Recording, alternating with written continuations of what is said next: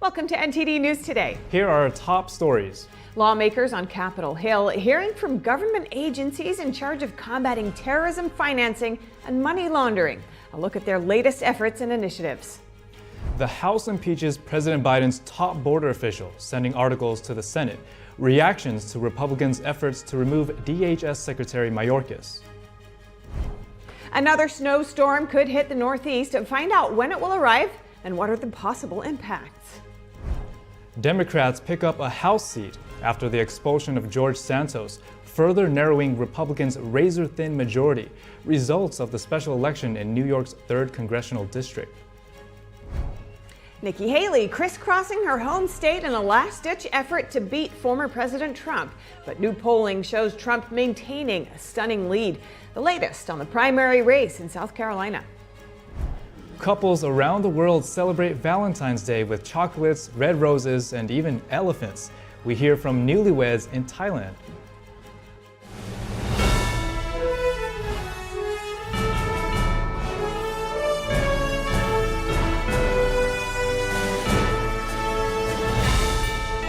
This is NTD News Today, live from our NTD Global Headquarters. Here are Stephania Cox and Chris Beers. Hi, I'm David Lamb, sitting in for Chris Beers. And to begin the show, the Northeast could be bracing for even more snow later this week. Another winter storm is expected to hit the region by tomorrow. A winter storm system is beginning to develop this morning in the upper Midwest. Winter storm warnings are in effect for parts of South Dakota and Minnesota. The storm system is expected to push into the Great Lakes region overnight and eventually reach the Northeast by Thursday afternoon. Forecasters say parts of New England could see several inches of snow. This comes as parts of the region already saw the heaviest snow in years yesterday. A man was killed in Pennsylvania after his snowmobile crashed. Tuesday's snowstorm also caused school closures and flight cancellations. And the House of Representatives voted to impeach Homeland Security Secretary Alejandro Mayorkas yesterday. He's the first cabinet secretary to be impeached in close to 150 years. Articles of impeachment will now be sent to the Senate. Senators are set to be sworn in as jurors after returning from recess at the end of this month. NTD's Jeremy Sandberg has more. On this vote, the yeas are 214 and the nays are 213. The resolution is adopted. The House approved 2 articles of impeachment accusing Mayorkas of willfully and systematically refusing to enforce immigration laws and making false statements to Congress on border security. Speaker Mike Johnson on X called the impeachment a constitutional obligation, claiming the DHS secretary was fueling the worst border catastrophe in American history. 3 Republicans voted against the measure, Representatives Mike Gallagher, Tom McClintock, and Ken Buck. Congressman Buck called it a policy difference after the vote, that in his view didn't qualify as high crime and misdemeanor. You can try to put lipstick on this pig. It is still a pig, and this is a terrible impeachment. It sets a terrible precedent. Buck says an impeachment needs to be broadly bipartisan and that it was wrong for Johnson to bring the vote to the floor. Speakers need to be above the fray, and they need to take into account the reputation of the institution. It's only the second time in U.S. history, and the first time in close to 150 years, that the House has impeached a member of a president's cabinet. Senate Majority Leader Chuck Schumer's office stated senators will be sworn in as jurors at the end of this month. The Democratic-led chamber is unlikely to oust Mayorkas. It would take a 2/3 majority vote. Schumer called the case a sham and a new low for House Republicans done to appease former President Trump. House Majority Leader Steve Scalise, returning in remission from cancer, bolstered the GOP vote. He urged the Senate to take the impeachment seriously. People from on the terrorist watch list are coming over. Human trafficking is going on. Drugs are being brought in to the point where we're losing 150 people who are dying every single day from fentanyl. I mean, it's a major crisis. Representative Marjorie Taylor Greene first started the impeachment effort in November last year. She will serve as an impeachment manager in a potential Senate trial. My message to the Senate is they should look at the polling, and they know that our border security is the #1 issue in every single campaign in every single state. Mayorkas, in a recent letter to Congress, called for lawmakers to solve what he called a historically divisive issue through legislation. President Biden decried the vote as a blatant act of unconstitutional partisanship. The Department of Homeland Security, after the House vote, accused Republicans of trampling on the Constitution. Jeremy Sandberg, NTD News. And here to speak with us about this and more is a retired chief of U.S. Border Patrol and now senior fellow for border security with the Texas Public Policy Foundation, Rodney Scott. Rodney, welcome. Great to have you on our show. House Republicans say that this impeachment shows the U.S. will not tolerate lawlessness. It was a narrow vote, and it's unlikely the Democratic-controlled Senate will charge Mayorkas. In your view, what's the impact of this vote? So I think the impact is clearly putting a line in the sand. Unfortunately, it was very partisan, but we will not tolerate government officials that literally take an oath to office and then don't carry out their duties. Federal law requires the secretary to take all steps he can reasonably take to prevent the illegal entry of people into the country to secure our borders. And he's done exactly the opposite of that. I think you have it right. It's probably not going to go anywhere in the Senate, but I encourage every American. What this did do is create a record. Many people, including myself, testified before Congress.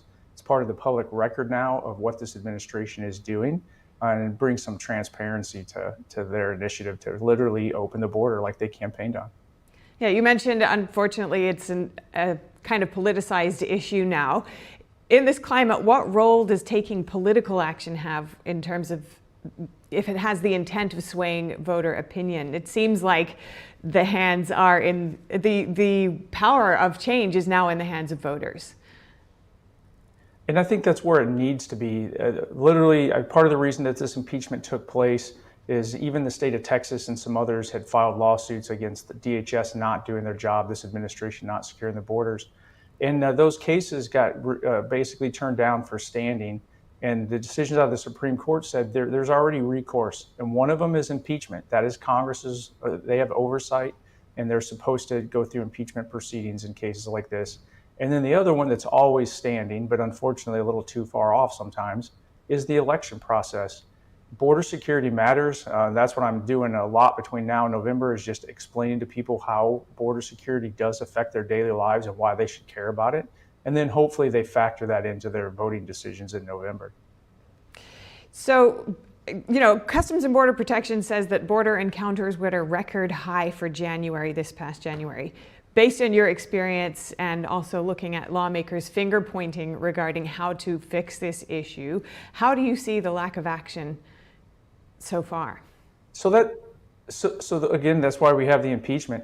When I say we, it's a lot of people say the Trump administration, but I was a career government employee, not a political. So the enforcement procedures, the programs we put in place by the end of the Trump administration, but that was over my 30-year career.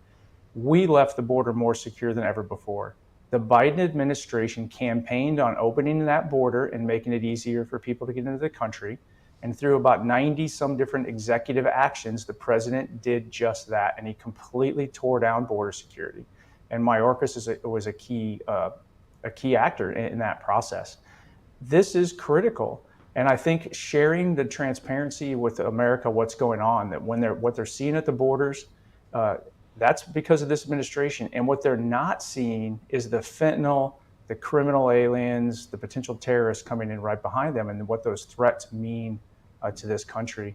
Border security shouldn't be political. I believe a Democratic senator from the state of Pennsylvania just said that he didn't understand how this got so political, and it shouldn't be. I hope that Democrats will step up and actually get serious about securing our border, because our entire country is at risk. Yeah, so in terms of securing the border, what do you think would be required after this impeachment and after the failed border security deal? So the reason that we're seeing this massive flow today is a simple concept called catch and release. Every administration in the past knew that you had to have consequences for illegal activity. And if you quickly deported people, or at least held them in custody until their judge adjudicated their case, and then if the judge says they can come in, they come in. If the judge says they leave, you deport them. That dramatically decreased the flow across the border. This administration implemented catch and release almost on day one, where the vast majority of illegal aliens coming across the border get quickly processed administratively and then released into the United States to wait for years for their court date. That's all they want is in. So they call home, the next wave comes, and you get what you see today. For 3 years now, we've been hearing, oh, this month was record numbers. It's because of catch and release. End catch and release through detention or making people wait outside the country until their case is adjudicated. 80% of this whole problem goes away, and Border Patrol can get back out and start catching the criminals, the drug smugglers, and the terrorists coming across the border. All right, great to have some pointers. Looking forward to a possible solution. Thank you so much, Rodney Scott, Senior Fellow for Border Security at the Texas Public Policy Foundation. Really appreciate it. Thank you. And violent crime gangs might be starting to form alliances in New York City. The FBI and New York Police Department are reportedly concerned about MS-13 teaming up with a gang from Venezuela. The NYPD is reportedly cracking down on a gang called Tren de Aragua. That's after linking the organization to over 60 robberies across New York City. In this incident, attackers stole a scooter. They dragged the woman by her purse before tearing it loose, leaving her sliding into a metal pole. The gang reportedly operates in the Big Apple because it's a sanctuary city. Among other things, members allegedly steal cell phones to make money for the criminal organization. Hackers then crack the phones and drain bank accounts. The FBI told the New York Post that this gang is now teaming up with the infamous MS-13. According to the Post, Border Patrol apprehended over 40 Tren de Aragua members along the southern border between October 2022 and September 2023. Democrat Tom Suozzi edged out Republican Mazi Pilip in a special election in New York yesterday. He flipped the seat formerly occupied by ousted Republican George Santos. Suozzi won in New York's 3rd Congressional District on Tuesday. The seat's former occupant was Republican George Santos, who was expelled from Congress last year. This victory means the Democratic Party gains another seat in an already precariously balanced House. Despite the dirty tricks, despite the vaunted Nassau County Republican machine, we won.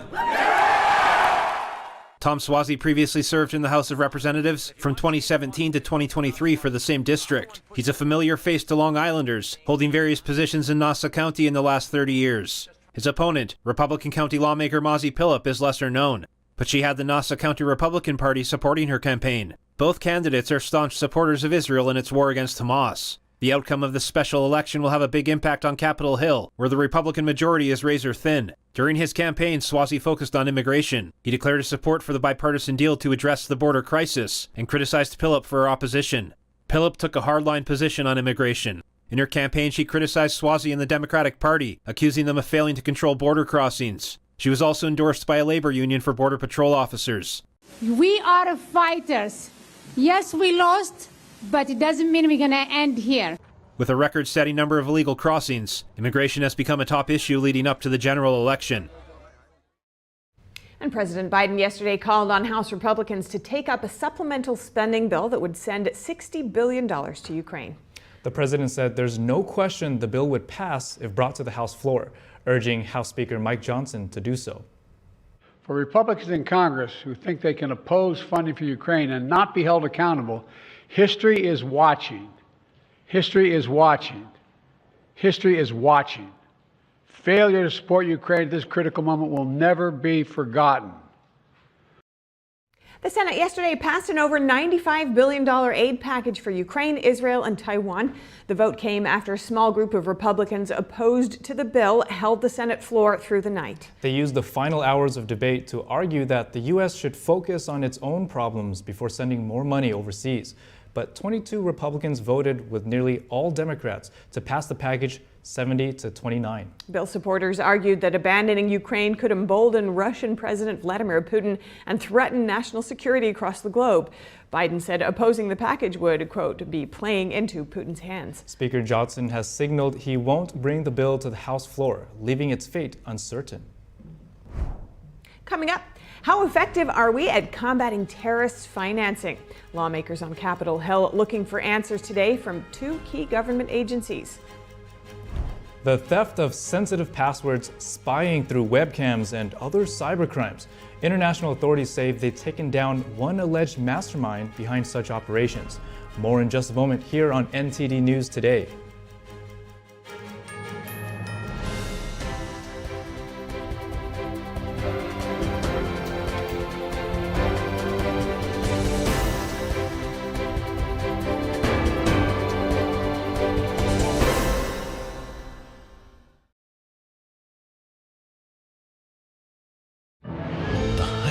Art is beautiful,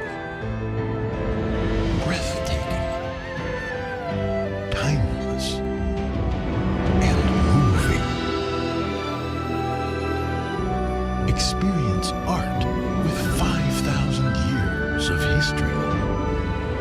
inspired by the divine. Experience Shen Yun. You know, these kids grow so fast. Cherish every little moment you get with them. Tyler, he's 10, and little Daryl, he's 12. Being a single dad, it is hard, really hard. I've been there since day one. I know how it is, you know, not to have nothing. I don't really get paid much. There's been times I went hungry, made sure they ate. There ain't a thing I wouldn't do for them. Millions of our neighbors are facing hunger. Rising food prices are making it tougher to put food on the table. Call or go online right now to join Feeding America with your gift of just $19 a month, only 63 cents a day. Together, thanks to a nationwide network of food banks, dedicated volunteers, and the monthly support of people like you, we can fill plates with nutritious food for families across America. At least now I know I gotta, help if I need it. 1 in 5 children face hunger in America, and food costs are rising. We are getting closer to the day when no one in America faces hunger, but we can't do it without you. Call or go online now. Visit helpfeedingamerica.org and give $19 a month, just 63 cents a day. 98% of donations go directly to help millions of people facing hunger, from coast to coast and in your own community. And when you use your credit card, you'll receive this exclusive canvas grocery bag to show you're a part of a movement working together to ensure that everyone has the food and resources we all need to thrive. If you're hungry, if they got it, they'll feed you. People just gotta realize, places like this do exist that will help you. Please call now or make your monthly donation at helpfeedingamerica.org. Working together, we can end hunger in America. The tempting online world is encroaching on our campus. Is unplugging cables and confiscating phones the solution to protect our children? No, we just need a clean multimedia platform. Join Ganjing Campus to leverage premium channel features, professional development courses, and kindness event toolkits tailored for teachers. Build a truly positive and interactive classroom community. Foster a pure and delightful learning environment for children. Join us on NTD Good Morning because we want you to stay informed. Kickstart your morning with the latest you missed overnight. Right, and don't forget that inspiration. Absolutely, so let's shine some light on the good news too. Tune in every weekday morning to NTD News.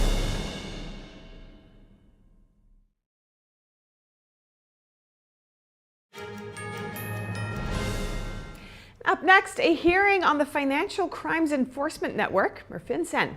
The agency combats money laundering, terrorist financing, and other financial crimes. The head of the agency must testify each year before the House Financial Services Committee about its operations, as mandated by law. Lawmakers are also reviewing the latest efforts by the Treasury's Counterterrorism Office. Committee will come to order. Without objection, the chair is authorized to declare recess of the committee at any time. The hearing is entitled Oversight of the Financial Crimes Enforcement Network and the Office of Terrorism and Financial Intelligence. Without objection, all members will have 5 legislative days within which to submit extraneous material to the chair for inclusion in the record. I now recognize myself for 4 minutes to give an opening statement. Welcome, Undersecretary Nelson and Director Gackey. More than 4 years ago, Republicans worked in good faith with our colleagues on the other side of the aisle to pass the Corporate Transparency Act, or CTA. With the CTA, Congress intended to enhance our national security by preventing bad actors like China, Russia, and Iran from using the financial system for illicit purposes. We did so by creating a new beneficial ownership reporting regime. This reporting regime was supposed to rid the financial system of bad actors by going after the shell companies, often used by foreign adversaries to hide their proceeds of trafficking and terror financing. Throughout this process, Republicans were clear. Our national security tools must be balanced with the protection of small business owners' privacy rights. Republicans fought for and secured key provisions to ensure the burdens imposed on small businesses are limited and the beneficial ownership information is protected just like tax returns. Very important that these things are protected just like tax returns. However, the Biden administration has failed to implement Congress's intent. It has added unnecessary complexity and confusion to the reporting regime, potentially risking our national security and further burdening small businesses. The administration has transformed what was a simple and direct program into Frankenstein's monster of complexity. For example, the CTA required 4 pieces of information from people who are reporting as beneficial owners. The filing form now consists of 51 data points. Additionally, Republicans secured the strongest privacy and disclosure protections ever for America's small businesses. We fought for guardrails on the collection, maintenance, and disclosure of beneficial ownership information. Instead of adhering to the bipartisan agreement and treating this sensitive data just like our tax information, the Biden administration opted to completely reinvent the wheel. We now have a new, overly complex, and less secure access regime. Finally, it's unclear what Treasury and FinCEN are doing to communicate key compliance and process information to impacted small businesses. This is the opposite of transparency. Every single small business in America will be forced to comply with this regime. Yet 90% do not know they have a new reporting responsibility, and that's according to the NFIB's new survey. Republicans have been sounding the alarm for years about the Biden administration's failed implementation of the CTA. This committee has advanced several bills to deliver much-needed transparency and accountability to FinCEN, while bringing these rulemakings closer to congressional intent. We all agree to protect national security. We must prevent foreign adversaries from using our financial system for illicit purposes. FinCEN has a critical role in achieving this goal, and Congress has already granted the agency tremendous power to that end. We were told that the beneficial ownership reporting regime would be the silver bullet FinCEN needed to catch and deter bad actors. Yet, even after enactment, we have been inundated with never-ending requests for new authorities and more money. Now we see reports indicating the agency may be abusing its existing authority. According to these reports, law-abiding citizens, American citizens, have been targeted by FinCEN because they have differing political views from the White House. That is unacceptable. No matter the administration, no matter the ideology, no matter the politics, that is unacceptable. Until FinCEN can show Congress it can do its current job and appropriately use its existing authorities, I'm skeptical of providing greater authorities and resources. FinCEN is one of the least known but most powerful agencies in the entire federal bureaucracy. But when Congress gives you an inch, you don't get to take a mile. I yield back. I'll now recognize the ranking member, Ms. Waters, for 4 minutes. Thank you very much, Mr. Chairman, and I'd like to welcome Undersecretary Nelson and Director Gaki. Good morning. Right now, our national security is being increasingly challenged all across the globe. We see in it Russia's aggression towards Ukraine and NATO, and in the trafficking of deadly fentanyl from China. And we see it with the rise of white nationalist extremists who threaten elected officials and government workers.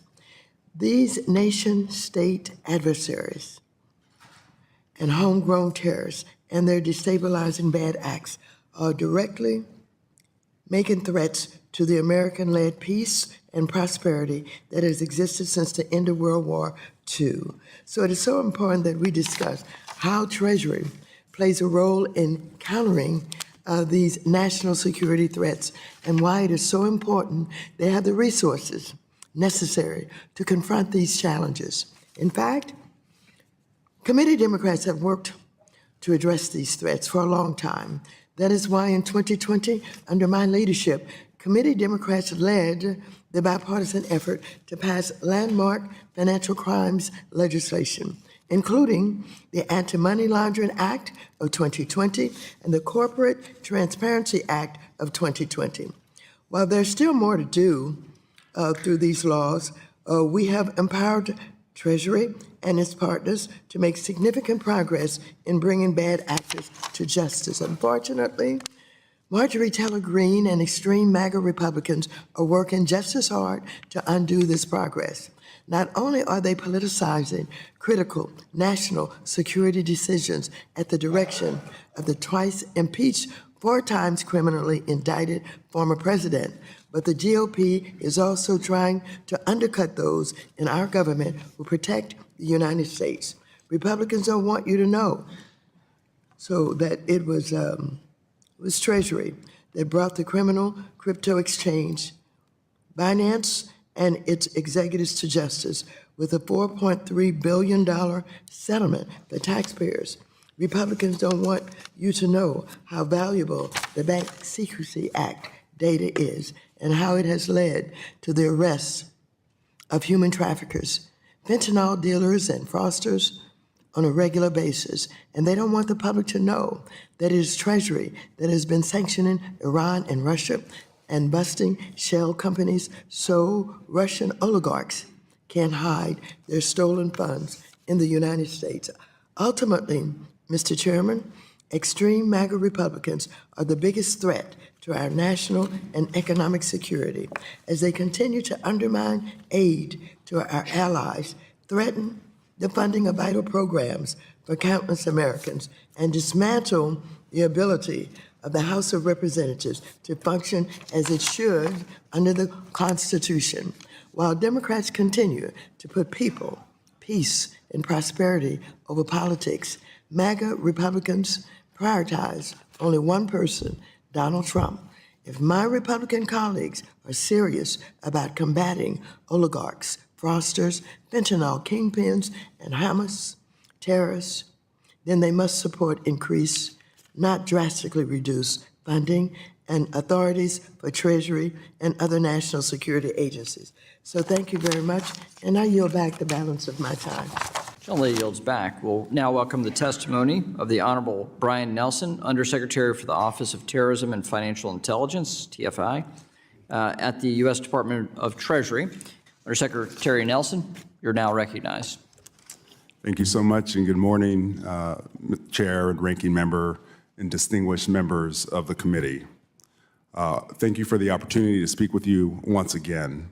Since I was last here, Treasury's Department, Office of Terrorism and Financial Intelligence, has made important strides on anti-money laundering and countering the financing of terrorism, as well as safeguarding the United States and international financial systems. Today, I would like to discuss the threats to the U.S. financial system, as well as the approaches that we are taking in countering those threats abroad and closer to home. One of our key missions is to protect the financial system by making it harder for illicit actors to exploit domestic and international financial systems. We do this here by focusing on our own AML CFT regime, and internationally by deploying economic measures, enforcing those measures, and engaging with key stakeholders. This gives us the ability to remain flexible to the changing national security landscape while mitigating unintended consequences of our authorities. Our response to Russia's illegal invasion of Ukraine exemplifies this flexible approach. International cooperation between the Australian police, the FBI, and Europol has struck a blow against cybercrime. An alleged mastermind in a global network has been arrested and a malware operation shut down. Malta police arrested 27-year-old Daniel Melly based on intelligence from the Australian Federal Police, or AFP. The Maltese citizen allegedly promoted Warzone, a remote access Trojan malware that allows attackers to control computers remotely. It can also enable them to access files, record keystrokes, steal login details, and spy through webcams, both in Australia and worldwide. Police say people with malicious intent bought the subscription software for as little as $16 per month, enabling them to target both businesses and people. Coming up, is a U.S.-Russia prisoner swap on the horizon? How the Kremlin reacted when asked about the status of negotiations. Less than 60% of NATO members are expected to meet this year's spending target. This just days after former President Trump made headlines for pressuring allies to meet the requirements. We'll have the details soon when we return.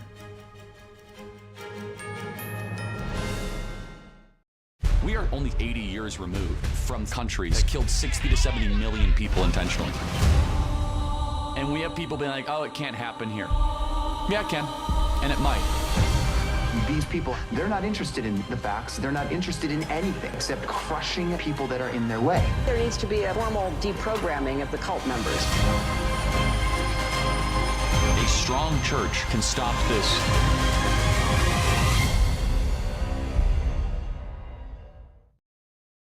Tangazo hili linahusu njaa. Tarajia kuona watoto wakiwa na njaa katika maeneo haya. Mambo yalikuwa bora kwa miaka mingi. Tuliweza kupigana na njaa na watoto wachache walikufa.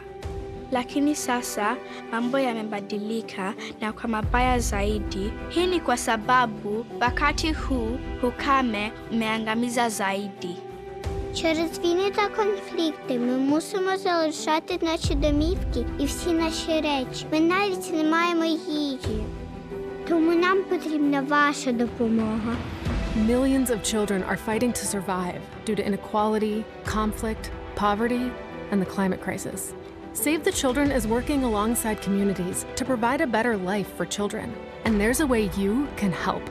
Please call or go online to give just $10 a month, only 33 cents a day.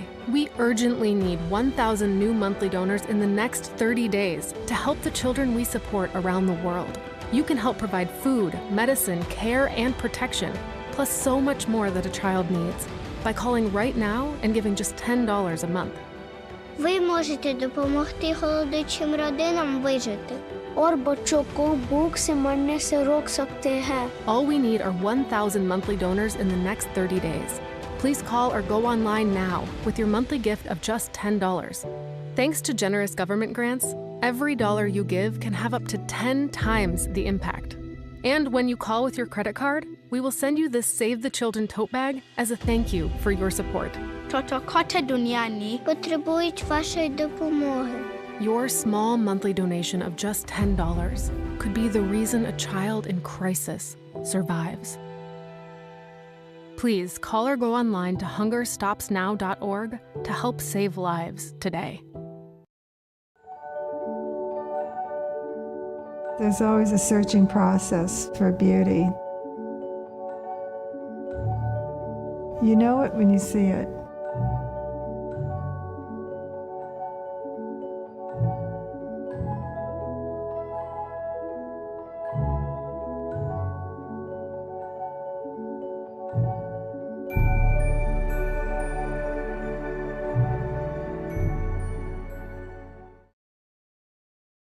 I'm Don Ma in New York City, and we are NTD News.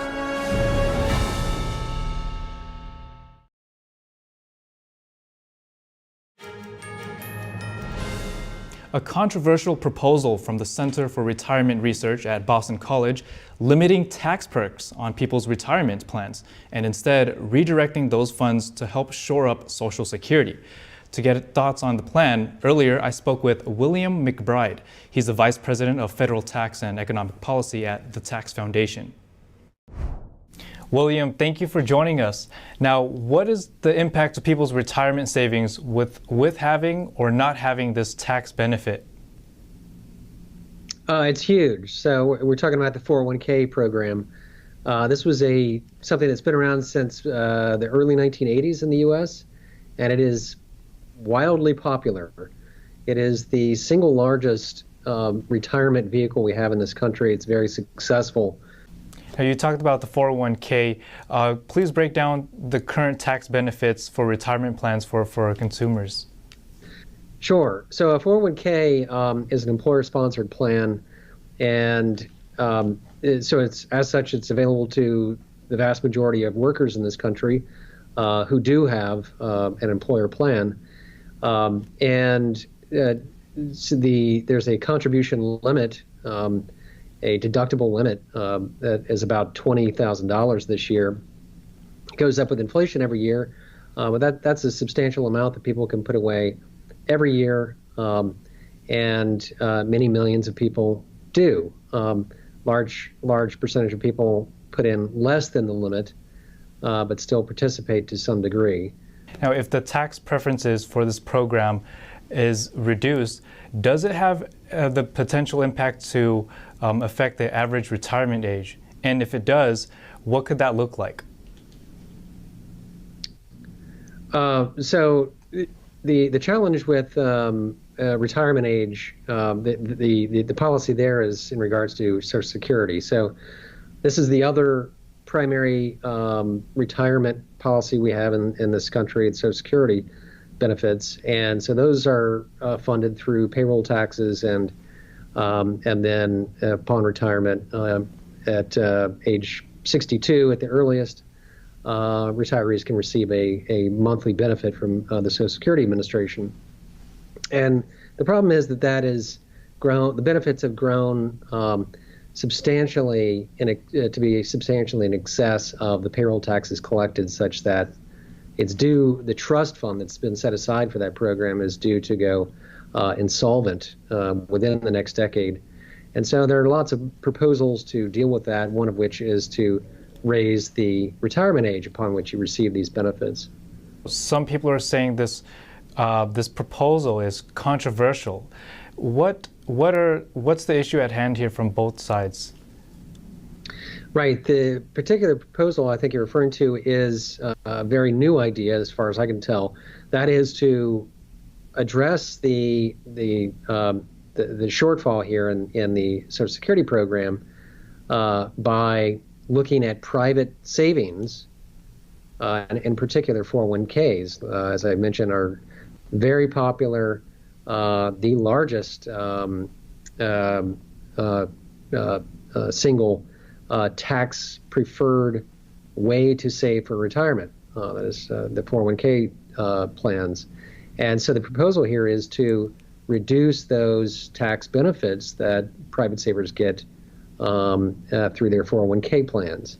The problem is those tax benefits are actually very central to our tax code, and particularly efforts to address the primary deficiency of our income tax system, which is that it double taxes saving. So by taxing through the returns to saving through capital gains, dividends, interest, income taxes, we're discouraging people from saving and instead encouraging people to consume today. All right, William, thank you so much for your insight in breaking down this complex issue for us. Thank you again. Okay, thank you. And now for a shift in gears, we have some short headlines from the UK, Germany, and other European countries.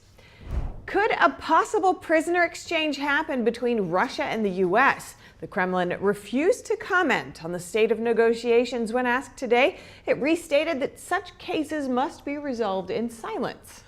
The U.S. seeks the release of former Marine Paul Whelan and reporter Evan Gershkovich, both held in Russian prisons on spy charges they deny. Secretary of State Antony Blinken said yesterday that he spoke to Whelan in a rare phone call. Russian President Vladimir Putin suggested in an interview with American journalist Tucker Carlson last week that in return for Gershkovich, Moscow wants Germany to free Vadim Krasikov. Krasikov was convicted of murdering a Chechen dissident in Berlin. And Ukraine says it attacked and destroyed a Russian military ship in the Black Sea this morning. The ship was located just off the coast of the occupied peninsula of Crimea. Ukraine's Ministry of Defense released this video showing a large explosion followed by a column of smoke. The Ukrainian Military Intelligence Agency said the attack was carried out by its naval drones. The ship could reportedly carry almost 90 crew members. It's the second time in 2 weeks that Ukrainian forces said they sank a Russian vessel in the Black Sea. The Kremlin declined to comment on Ukraine's statement today. Russian authorities detain a German traveler for entering the country with gummy candies containing cannabis. The 38-year-old allegedly had a pack of candy whose packaging displayed a picture of a marijuana leaf. Russian customs officials say tests confirmed the presence of THC, which is prohibited in Russia.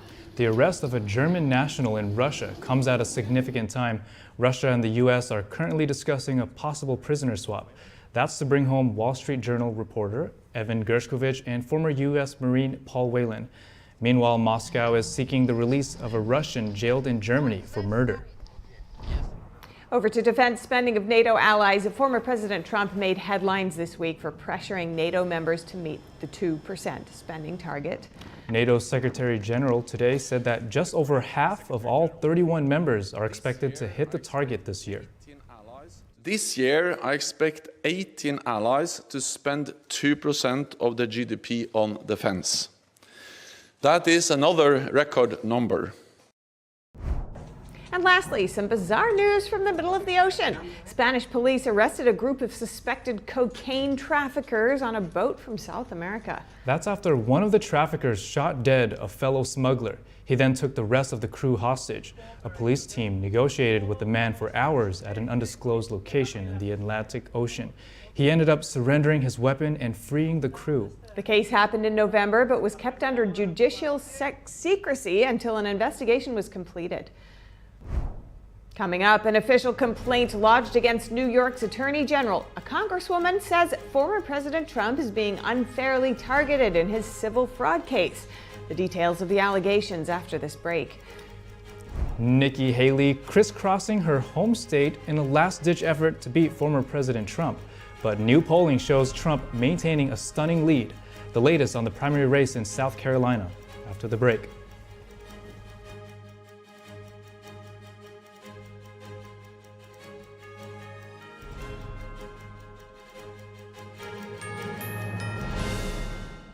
Don't be screwed by lesser spine institutes who bait you with minimally invasive procedures. Then switch to screws, rods, disc replacements, and hardware. At Bonati, no metal hardware fusions are ever used. Bonati invented the precise tools necessary to minimize surgery, scarring, anesthesia, and recovery. So successful are the Bonati spine procedures, they consistently reflect 98.75% patient satisfaction. Over half our patients have suffered from failed back and neck surgeries at other facilities. Bonati succeeds where others fail.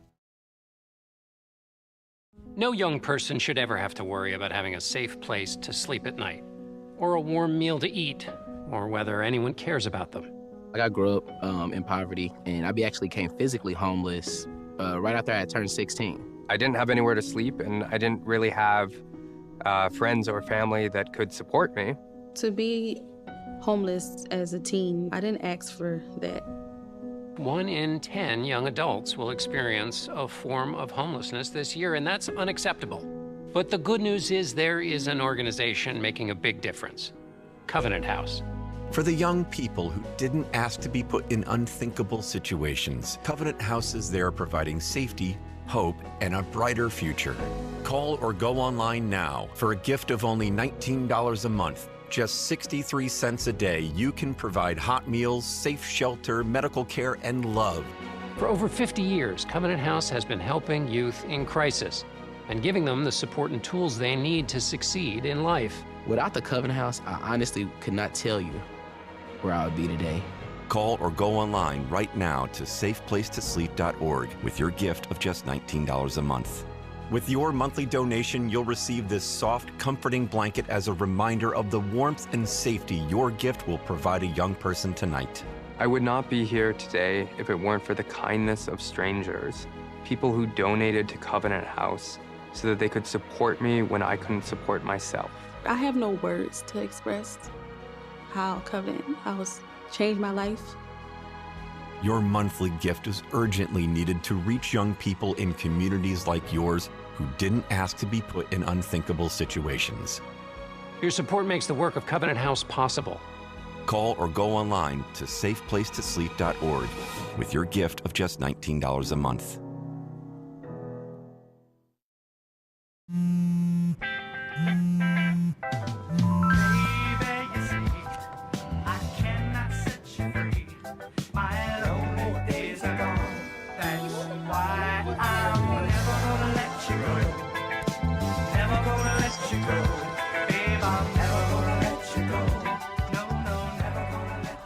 Here you go. Thank you. Thank you.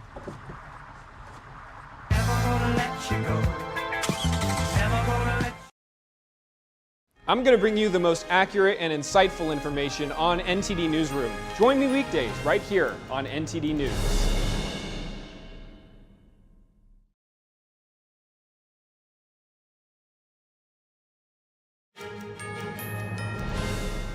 Democrats have taken control of Pennsylvania's State House.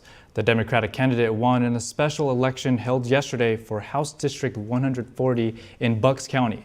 NTD's Daniel Monahan has more on the election, which gave Democrats a slight majority in the House. With 66% of the precincts reporting, Democrat Jim Prokopiak had around 5,000 votes, or 70% compared to Republican Candace Cabanas with around 2,000 or 30% of the vote. With this special election, the State House now has 102 Democrats and 100 Republicans. The House has not been in session since December, when Democrat Representative John Galloway resigned to become a judge, leaving the House with 101 Democrats and 101 Republicans.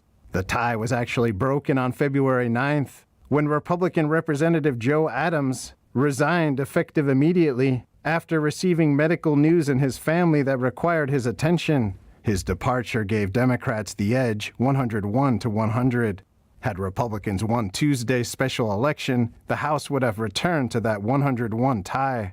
As it stands, the House has 102 Democrats, 100 Republicans, and one vacancy. A special election for Mr. Adams' former seat in the 139th District will be held during Pennsylvania's primary election in April.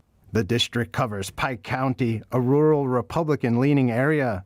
While some states have part-time lawmakers, Pennsylvania's 253-member General Assembly is full-time and well-paid. The base salary for House members is $106,000. The median household income in Pennsylvania is $73,000. Daniel Monahan, NTD News. And let's now take a look at two of former President Trump's ongoing legal battles. First, the New York City civil fraud trial, in which a judge is set to issue a ruling any day now. New York Attorney General Letitia James brought the civil case against Trump. She's accusing Trump of fraudulently inflating the value of his properties in order to get better rates for insurance and loans. Earlier this week, Republican Congresswoman Elise Stefanik filed an official bar complaint against James, alleging the Attorney General showed explicit bias through inappropriate public comments. Stefanik said James made over 50 such comments on social media in just the first 5 weeks of the trial. She's asking a committee to investigate James and suspend or disbar her. This comes as New York Supreme Court Justice Arthur Engoron is reportedly set to issue a ruling this week. And also in New York, Trump is dealing with the hush money case that involves adult film actress Stormy Daniels. Manhattan's DA office says Trump falsified internal records to hide an alleged sexual relationship with Daniels. Trump is expected to attend a hearing on Thursday. The court will address the former president's motions to dismiss the case. If the motions are denied, the trial in this 34-count felony case could begin as early as March 25th. And President Biden and former President Trump are now reacting to the results of the special election in New York. That's as Trump prepares to stump tonight in South Carolina, where he's leading Nikki Haley by double digits. NTD's White House correspondent Iris Tao has more from South Carolina. Former President Trump is slamming Republican candidate Mazi Pilip after she lost a special election in New York's 3rd Congressional District. In a late Tuesday night post, Trump called her a foolish woman and suggested that she lost because she didn't endorse him. And Trump wrote that, quote, MAGA, which is most of the Republican Party, stayed home, and it always will unless it is treated with the respect that it deserves. And President Biden, meanwhile, is seizing the moment to take aim at Trump. The White House says that President Biden called a Democratic candidate Tom Suozzi to congratulate him on his win, and his campaign says the results showed that Trump was rejected by the voters. And a fight between Trump and Biden, meanwhile, comes as Nikki Haley is here making a last-ditch effort to defeat Trump in her home state. Haley's been on a 30-stop bus tour here and has been continuing to attack Trump. Watch. He's named who's going to be the new RNC chair. His daughter-in-law will be the co-chair. Is that how you're going to try and take an election? But a new poll released just on Wednesday shows that Haley's trailing Trump by a stunning 36 points in her home state. And that's as Trump is campaigning here tonight in North Charleston just 10 days before the primary. Back to you. And joining us now is NTD business host Don Ma to give us the latest updates from the financial world. Don, what do you have for us today? All right, so first of all, happy Valentine's Day. Happy Valentine's Day. Yeah, so I have some sweet news for you guys and some not so sweet news when it comes to Chinese stocks. So the sweet news first, of course. The National Retail Federation estimates Americans will spend about $25.8 billion on the holiday today. But you have to be a bit vigilant in double checking the prices you're paying for certain candies, or you could be left with a bitter taste in your mouth. So here's an example for you what I mean on that. When comparing the cost of Sour Patch Kids, a former data analyst reported that a regular box costs $1.24. Now, she found the same size in a heart-shaped box on Walmart.com for almost $4. So what's more, the same candy at a CVS store in New York costs just under $7.50. So the moral of the story here is that some special Valentine edition of popular candies may be priced higher than the regular versions of those sugary treats for roughly the same quantity. So, make sure you're not getting a bad deal when it comes to those treats you're buying today. All right, well, it is the thought that counts. So if you can get it at a lower price, why not? Exactly. What do you have for us on Chinese stocks? Okay, so here's where the sweet news ends. The global index provider MSCI is removing a swath of Chinese stocks for its indexes. So what MSCI is most well known for, to put it simply, is making lists based on different categories of stocks and showing how companies and those stocks are doing. So in its latest quarterly review, MSCI is removing 66 companies from its China index, and this is the highest number in at least 2 years. And by the way, the China index is a key index when it comes to the company MSCI. So the removal of the Chinese stocks come amid, of course, worries about China's troubled economy, which includes a struggling property sector and weak consumer spending. And this is also, of course, amid pessimism about China and the Hong Kong stock markets. And what the significance here is that funds that are following the MSCI China index will potentially have to remove or cut the companies from their portfolios. And this likely could weaken an already struggling Chinese equities market. So overall, what this means is some background information here. Inclusion in the MSCI indexes is seen as a mark of prestige, and it can have significant impacts on the company's visibility and investor perception. While on the other hand, removal from these indexes may lead to decreased investor interest and confidence, and it could potentially impact the company's stock price and long-term performance. All right. Well, thank you very much, Don. Always great to hear your updates. Yeah, appreciate it, Don, for breaking down the MSCI for us, and Valentine's chocolates. We'll be on the lookout for that. All right, thank you. And today, couples around the world are celebrating Valentine's Day, some with reduced price chocolates, if you've just heard our last segment, some with roses, and some with grand gestures. And some are even taking the opportunity to tie the knot. NTD's Andrew Thomas has the story. Belgium is famous for its chocolate. Today, tourists were snatching up last-minute Valentine's Day gifts. Chocolatiers lined the picturesque Galerie de la Reine in Brussels. Spanish tourist Eduardo Fuentes bought a gift for his wife from Neuhaus. The chocolate maker says it invented the modern-day Belgian praline.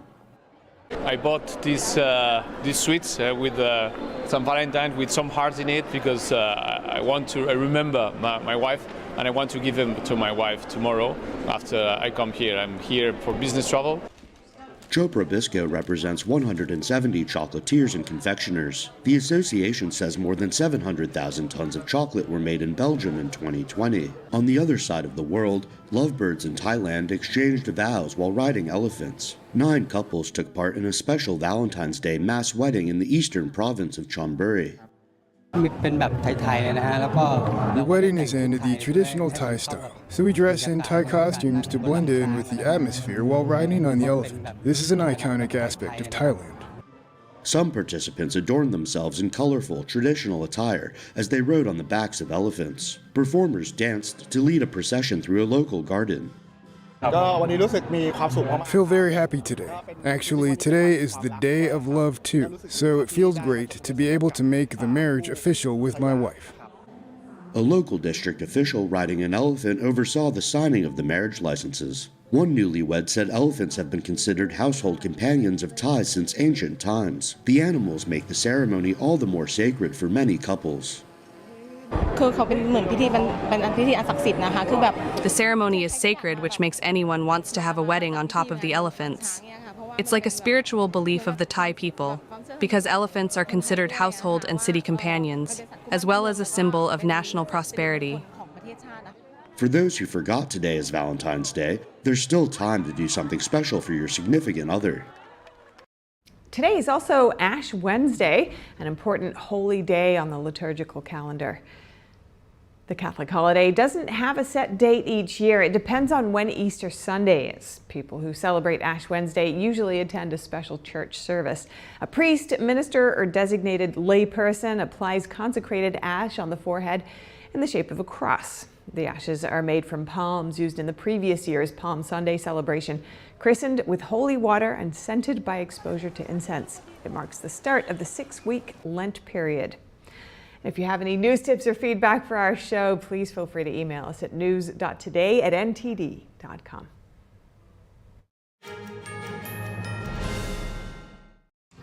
Adopting you was the best decision in our life. And I am so proud to call you my son.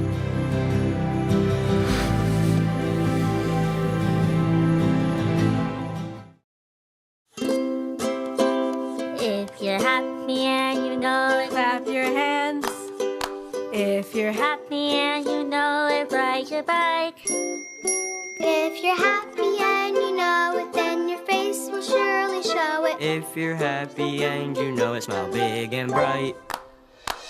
Thousands of kids just like me are happy every day. And it's all because of generous people like you who support Shriners Hospitals for Children every month. All you have to do is call the number on your screen or go online to loveshriners.org right now with your monthly gift. Because of people like you, Shriners Hospitals for Children is able to make an everyday miracle happen for kids like me. If you're happy and you know it, dance around. If you're happy and you know it, play a song. If you're happy and you know it, then your face will surely show it. If you're happy and you know it, take a shot. And when you call or go online right now to donate $19 a month or more, we'll send you this adorable Love to the Rescue blanket as a thank you and a reminder of all the smiles you're bringing to kids' faces every day. Will today be the day you send your love to the rescue? When you call the number on your screen right now and give as little as $19 a month, just 63 cents a day, you'll be making a life-changing difference for a child, just like Sarah. Your monthly gift today could change your life forever.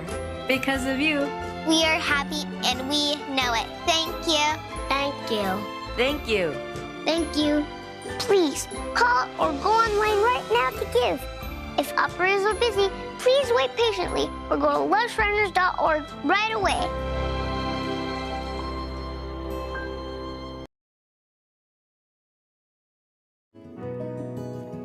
Looking for a healthy and smooth-tasting brew? Drop by Days Coffee Roasters today and explore our wide selection of specialty-grade, small-batch roasted coffee. Home to North America's first enzyme-fermented coffee, we source a wide selection of specialty-grade coffee beans from around the world, and our baristas are ready to craft your customized brew. Visit Days Coffee at 28 North Street, Middletown, New York. Come experience a brew like no other. I'm Evelyn Lee in New York City, and we are NTD News.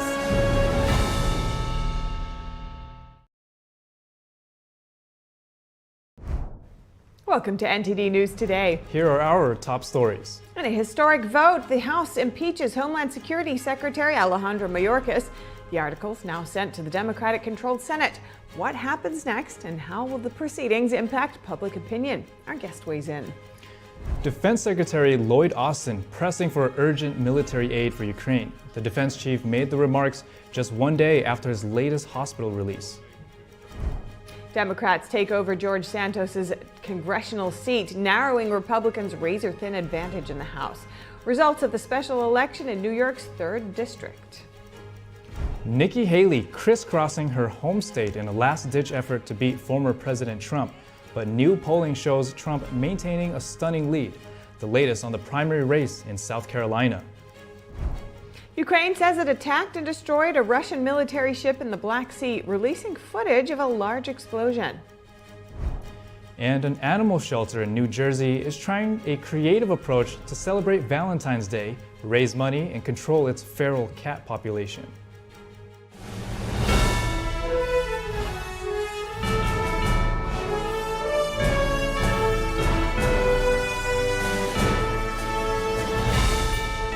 This is NTD News Today, live from our NTD Global Headquarters. Here are Stephania Cox and Chris Beers. Hi, I'm David Lamb. I'm sitting in for Chris Beers. And to begin the show, Secretary of Defense Lloyd Austin hosted a virtual meeting on Ukraine today that's just one day after he was released from the hospital following treatment for prostate cancer. The Pentagon chief said he's in good condition. He vowed to support Ukraine even as future funding remains in doubt. I planned to be in person with you today in Brussels, but I had to return to the hospital for non-surgical procedures. I'm in good condition, and my cancer prognosis remains excellent. And I'm really grateful for all the well wishes. The United States continues to stand foursquare with Ukraine. And America will continue to support Ukraine's principled fight against Putin's imperial aggression. Austin delivered opening remarks to the Ukraine Defense Contact Group. He addressed Ukraine's urgent need for ammunition and its ongoing conflict with Russia. The Pentagon has been unable to send weapons to Ukraine since December due to a lack of funds. The Senate on Tuesday passed a $95 billion aid bill for Ukraine, Israel, and Taiwan. But House Speaker Johnson has signaled he won't bring the bill to the House floor, leaving its fate uncertain. And House Speaker Mike Johnson addressed the Ukraine-Israel aid package in a press conference earlier today. Here's what he had to say about the bill. Much more has to be done, of course, to secure the border. And what the Senate produced this week is silent on that issue. Senator McConnell and I have spoken about this in frank sessions, and let me be clear here again this morning. The Republican-led House will not be jammed or forced into passing a foreign aid bill that was opposed by most Republican senators and does nothing to secure our own border. The House of Representatives voted to impeach Homeland Security Secretary Alejandro Mayorkas yesterday. He's the first cabinet secretary to be impeached in close to 150 years. Articles of impeachment will now be sent to the Senate. Senators are set to be sworn in as jurors after returning from recess at the end of this month. NTD's Jeremy Sandberg has more. On this vote, the yeas are 214 and the nays are 213. The resolution is adopted. The House approved 2 articles of impeachment accusing Mayorkas of willfully and systematically refusing to enforce immigration laws and making false statements to Congress on border security. Speaker Mike Johnson on X called the impeachment a constitutional obligation, claiming the DHS secretary was fueling the worst border catastrophe in American history. 3 Republicans voted against the measure, Representatives Mike Gallagher, Tom McClintock, and Ken Buck. Congressman Buck called it a policy difference after the vote, that in his view didn't qualify as high crime and misdemeanor. You can try to put lipstick on this pig. It is still a pig, and this is a terrible impeachment. It sets a terrible precedent. Buck says an impeachment needs to be broadly bipartisan, and that it was wrong for Johnson to bring the vote to the floor. Speakers need to be above the fray, and they need to take into account the reputation of the institution. It's only the second time in U.S. history, and the first time in close to 150 years, that the House has impeached a member of a president's cabinet. Senate Majority Leader Chuck Schumer's office stated senators will be sworn in as jurors at the end of this month. The Democratic-led chamber is unlikely to oust Mayorkas. It would take a 2/3 majority vote. Schumer called the case a sham and a new low for House Republicans done to appease former President Trump. House Majority Leader Steve Scalise, returning in remission from cancer, bolstered the GOP vote. He urged the Senate to take the impeachment seriously. People from on the terrorist watch list are coming over. Human trafficking is going on. Drugs are being brought in to the point where we're losing 150 people who are dying every single day from fentanyl. I mean, it's a major crisis. Representative Marjorie Taylor Greene first started the impeachment effort in November last year. She will serve as an impeachment manager in a potential Senate trial. My message to the Senate is they should look at the polling, and they know that our border security is the #1 issue in every single campaign in every single state. Mayorkas, in a recent letter to Congress, called for lawmakers to solve what he called a historically divisive issue through legislation. President Biden decried the vote as a blatant act of unconstitutional partisanship. The Department of Homeland Security, after the House vote, accused Republicans of trampling on the Constitution. Jeremy Sandberg, NTD News. And joining us live to discuss is Washington editor of The Spectator and fellow at the Steamboat Institute, Amber Duke. Amber, welcome. The vote heads to the Senate next, where there will be a trial. What could be the potential impact of the impeachment trial on public opinion? Yeah, it's a great question. And right now, border security has become a huge issue at the top of minds of Americans. Immigration is routinely pulled right next to inflation and the economy in the 2024 presidential race in terms of what issues matter most to voters. And this impeachment also comes with the context of the Senate negotiating a bipartisan immigration reform package just last week, releasing the details of that.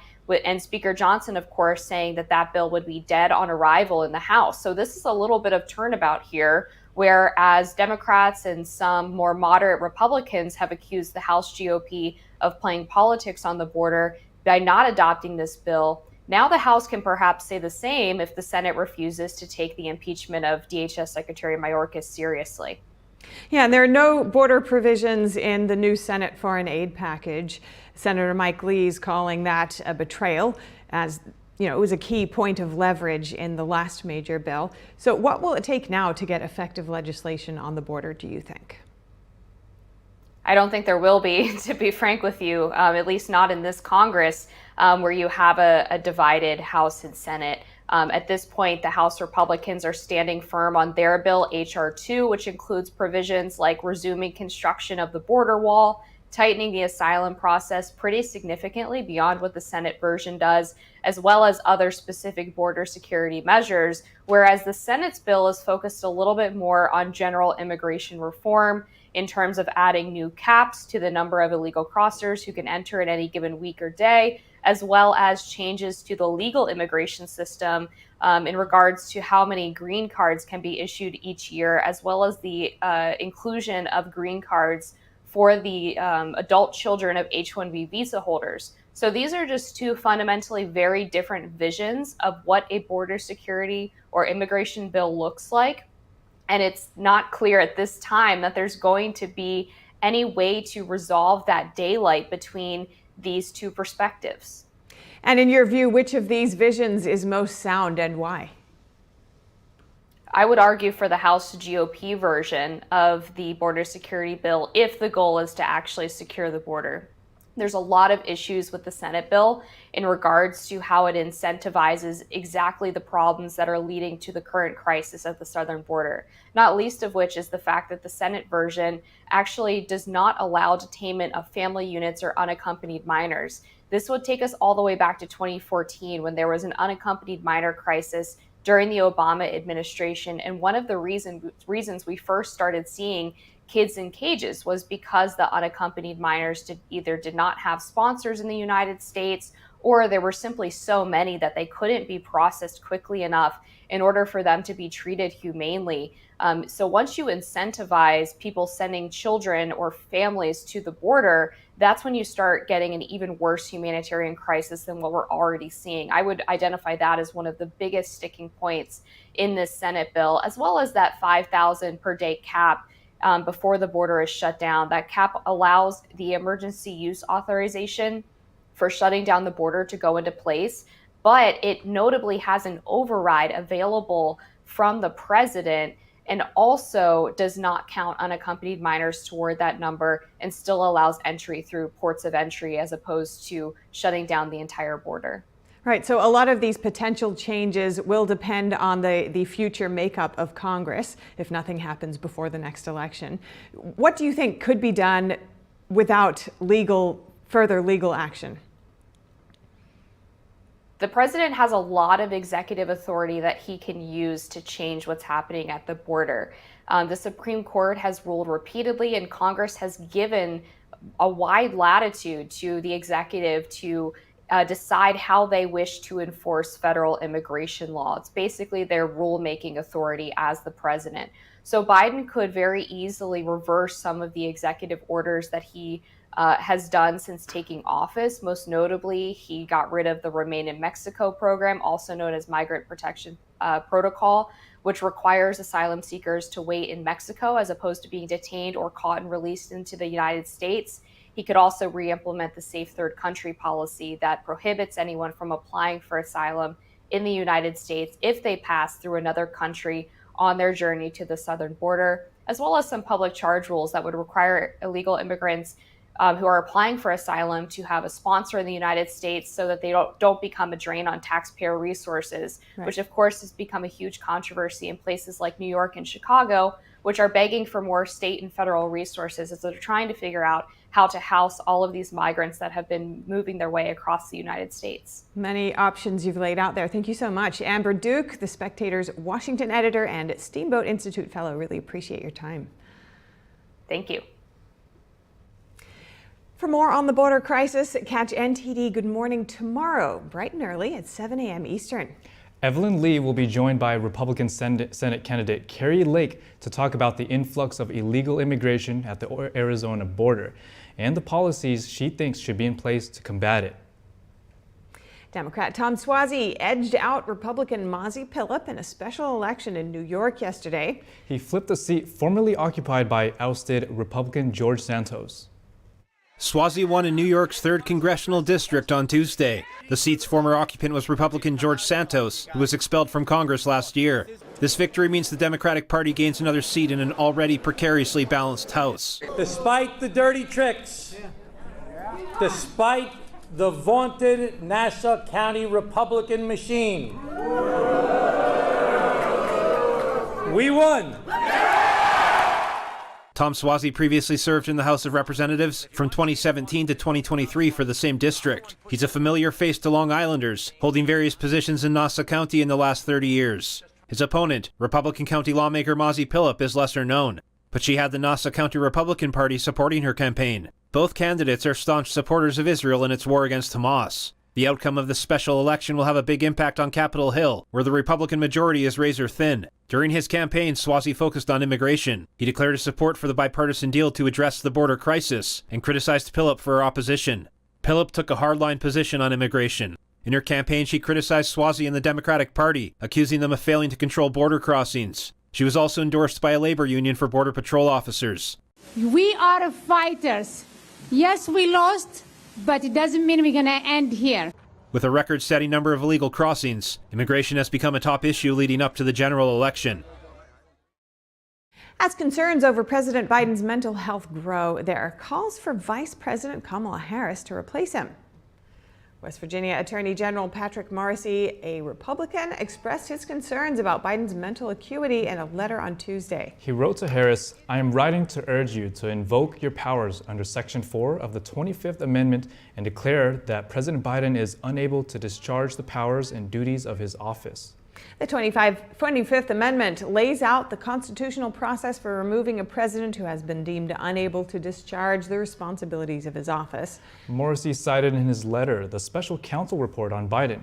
It refers to Biden as a sympathetic, well-meaning elderly man with a poor memory. Vice President Harris rebuked the report's conclusion, calling it politically motivated. Coming up, Nikki Haley crisscrossing her home state in a last-ditch effort to beat former President Trump. But new polling shows Trump maintaining a stunning lead. The latest on the primary race in South Carolina. A growing number of Democrats are joining calls to reform California's Proposition 47, a law that changed certain nonviolent crimes from potential felonies to misdemeanors. This comes amid a rise in retail theft and other crimes in the Golden State. More in just a moment here on NTD News Today. Did you know the government can essentially rob you in plain sight? Former Fed Chair Alan Greenspan warned, deficit spending is simply a scheme for the confiscation of wealth. But he added, Gold stands in the way of this insidious process. Birch Gold Group has helped thousands of Americans diversify their IRA or 401k into gold. To get a free info kit from Birch Gold, text PREPARE to 989898. Again, text PREPARE to 989898 right now. Hello, I'm Mike Lindell, and I'm here to tell you about my new product from MyPillow, towels that actually work. Watch this absorbency test. Here's another towel that we randomly went out and bought. Here's one of my towels with the nice design. I don't know if you can see this, but you could line a swimming pool with this. I mean, this is crazy. Get rid of it. Towels that actually work. What a concept. I'm interrupting this commercial to let you know you can get our 6-piece My Towels, regular $69.98, now only $29.98. Or you can save 25% on our brand new kitchen towels, made with the same technology as our famous My Towels. Also, we have bath sheets, bath towels, washcloths, hand towels, and so much more. And the best part, with your promo code, your entire order ships absolutely free. So go to mypillow.com or call the number on your screen. Use that promo code to get deep discounts on all My Towels. And for a limited time, your order ships absolutely free.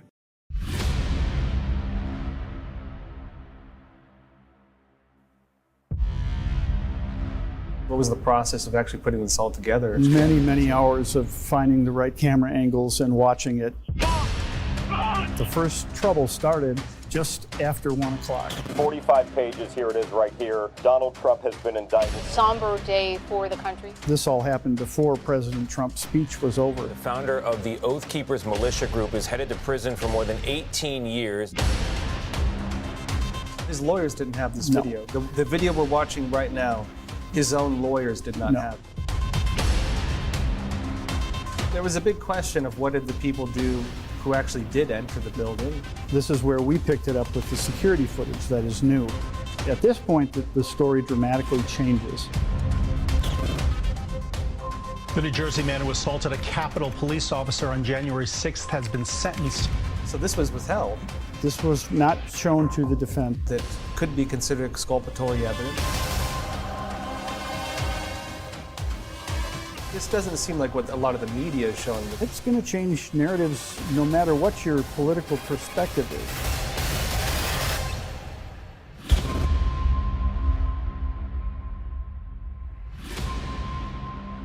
What we're after is the truth. Hi, I'm Kelly Wright. We thank you for joining us and watching America's Hope here on NTD News. Bottom line is, I know you're sick and tired of being sick and tired. But let's give you some good news in the midst of the bad news. Watch us nightly, right here on NTD News, for a full dose of America's Hope.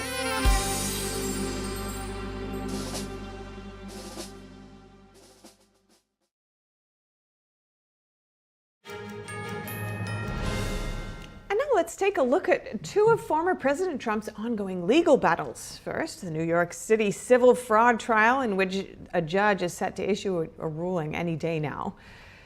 New York Attorney General Letitia James brought the civil case against Trump. She's accusing Trump of fraudulently inflating the value of his properties in order to get better rates for insurance on loans. Earlier this week, Republican Congresswoman Elise Stefanik filed an official bar complaint against James, alleging the Attorney General showed explicit bias through inappropriate public comments. Stefanik said James made over 50 such comments on social media in just the first 5 weeks of the trial. She's asking a committee to investigate James and suspend or disbar her. This comes as New York Supreme Court Justice Arthur Engoron is reportedly set to issue a ruling this week. And also in New York, Trump is dealing with the hush money case that involves adult film actress Stormy Daniels. Manhattan's DA office says Trump falsified internal records to hide an alleged sexual relationship with Daniels. Trump is expected to attend a hearing on Thursday. The court will address the former president's motions to dismiss the case. If the motions are denied, the trial in this 34-count felony case could begin as early as March 25th. President Biden and former President Trump now reacting to the results of the special election in New York. That's as Trump prepares to stump tonight in South Carolina, where he's leading Nikki Haley by double digits. NTD's White House correspondent Iris Tao has more from South Carolina.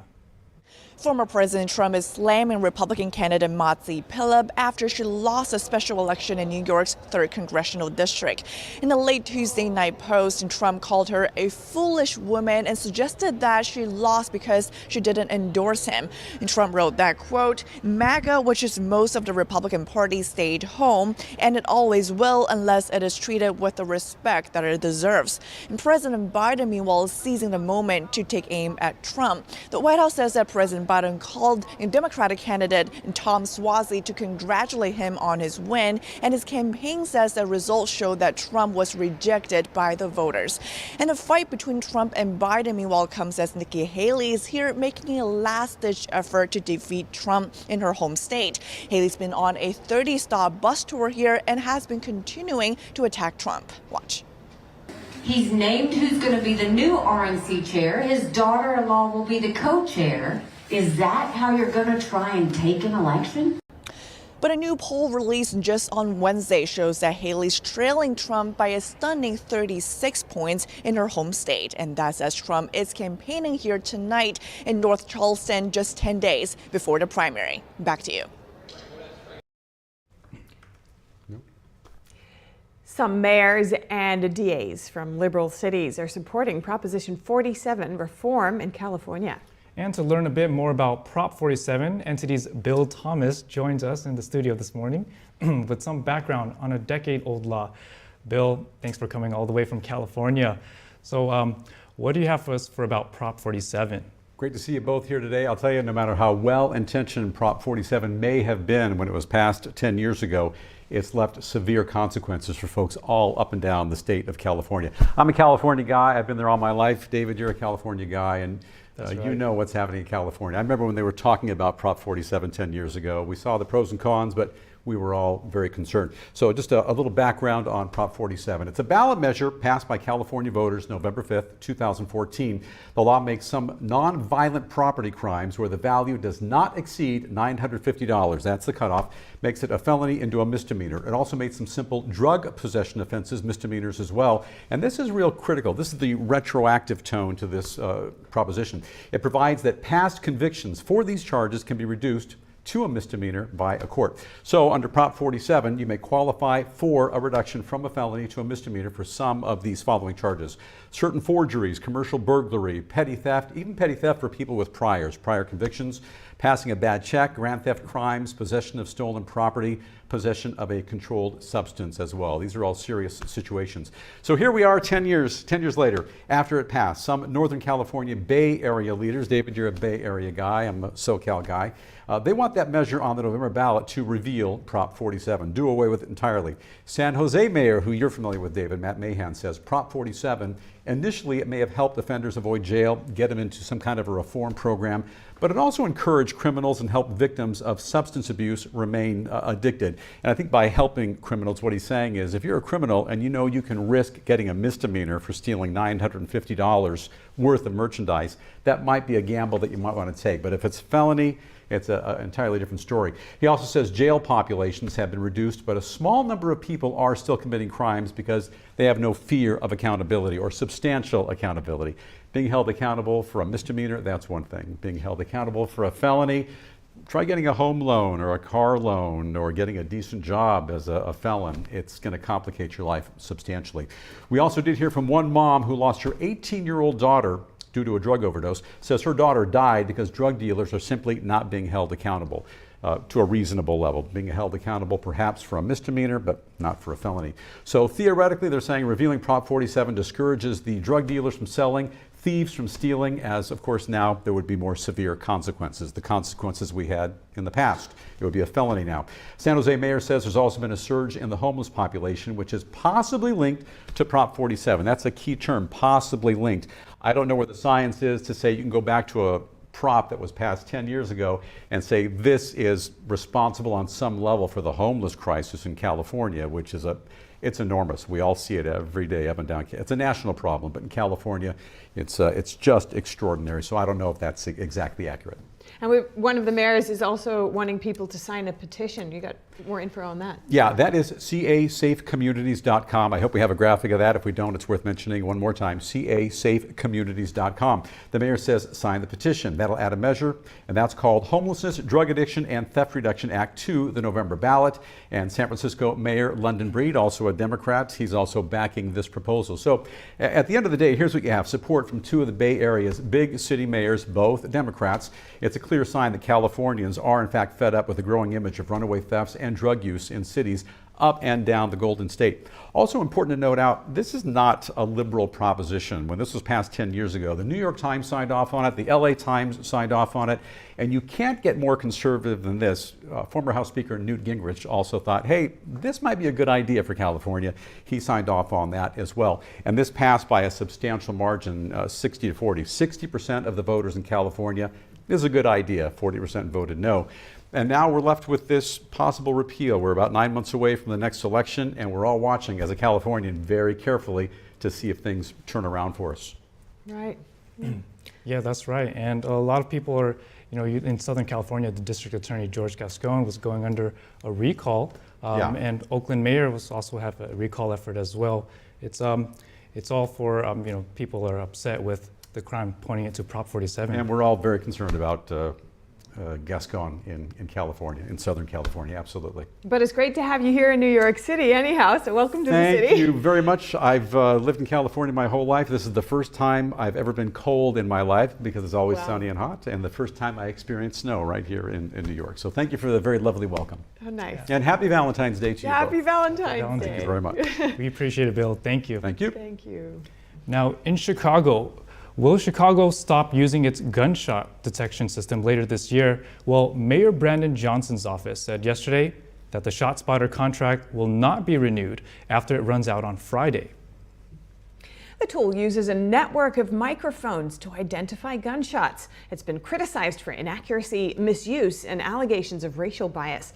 The system is used in around 150 cities. Johnson, a first-term mayor, campaigned on a promise to end ShotSpotter use. That puts him at odds with police leaders who argue crime rates, not race, determine where the tool is deployed. The city plans to wind down use of the technology by late September. The city has spent roughly $50 million on the system since 2018. And the woman who allegedly opened fire in a Houston megachurch had a history of mental illness, according to her mother-in-law. How was the suspect able to buy a gun? For insight, earlier I spoke with Jason Johnson, president of the Law Enforcement Legal Defense Fund. Jason, it's good to see you. Thank you for joining us. Now, please explain for us the current state and federal gun laws relating to people with a history of mental illness and or exhibiting threatening behavior. Well, unfortunately, even though those with serious mental illness are precluded from purchasing or owning guns in most states, if not every state, the truth is that when one applies to purchase a firearm, if they don't self-report, frequently it's not even known they're approved to purchase a firearm, even if they deceive or put a false information on the application to purchase a firearm. And then in addition to that, even disclosing a history of mental illness itself would not preclude a person from purchasing a firearm. So unless the person has been adjudicated as being such a danger to themselves or others that they could not purchase firearms, which is relatively rare, the person would be able to purchase firearms. Jason, how often are existing gun laws being enforced? Well, that's part of the problem too, is that new gun laws are regularly introduced at the federal and the state levels.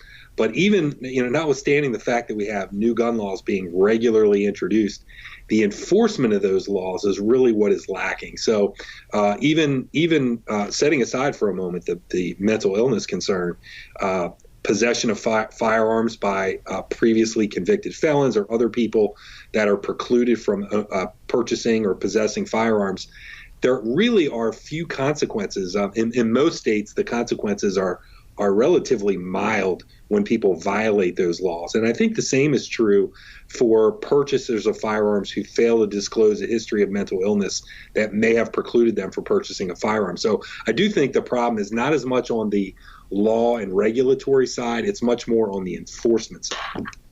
Now, what's the reason why someone could purchase a gun and potentially pass through the control measures? Yeah, the screening, I can't speak for every state, but the background checks, the so-called background checks that are often pushed by gun control activists, they're pushing all sorts of background checks for people before they purchase firearms. Some of those background checks, I believe make sense, but they really aren't very rigorous.